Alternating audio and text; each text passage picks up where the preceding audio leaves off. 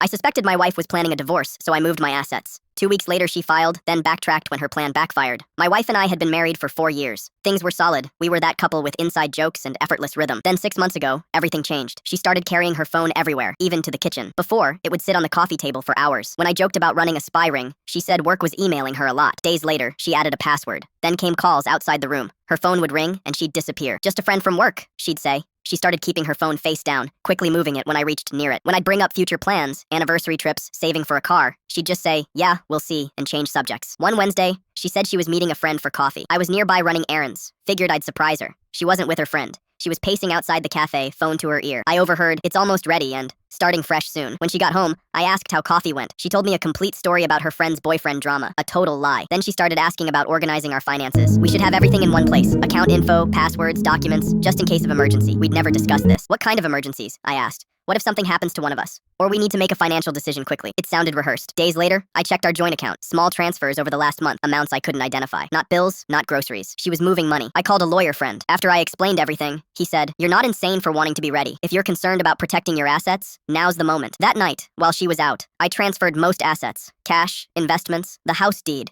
to my mother's name in an irrevocable trust. Kept enough in our joint account to maintain appearances. 2 weeks later, she sat me down. "We need to talk. I think we should get a divorce." Her voice was calm, rehearsed. She mentioned needing space, figuring herself out. Then, "I've made sacrifices for you. I deserve more." She filed Monday. The papers demanded everything. Half the house, savings, assets, car, plus spousal support despite her high salary. I hired a PI. The report, multiple lawsuits from landlords, unpaid back taxes, defaulted car loan. She'd been served eviction papers 3 weeks before wanting the divorce. Her Instagram, "Living my best life, no drama, no stress." 8 months ago, she'd shared an article about financial independence after divorce. Never too late to get what you deserve. The PI found Jake, a marketing guy from her work, heavily involved in her divorce strategy. A mutual friend sent me screenshots of their texts. "Once the settlement's done, we'll have everything we need," she'd written. Jake responded, "Don't back down. Make him feel guilty. He owes you. We'll start fresh once you've got the money." First mediation, her lawyer arrived with massive demands. My attorney handed over paperwork showing all assets transferred to my mother's trust weeks before she filed. Legal, notarized, irrevocable. The room went silent. She grabbed the papers, face flushing. "You planned this? You knew I was going to file?" I didn't respond. "This isn't over," she hissed outside. "There are other ways to get what I deserve." I looked at her. "I already regret trusting you. That's my only regret." The Jake texts spread among friends. Her story collapsed. People who'd defended her recognized the manipulation. Even her brother apologized. Jake vanished when things unraveled. Her calls started, calm,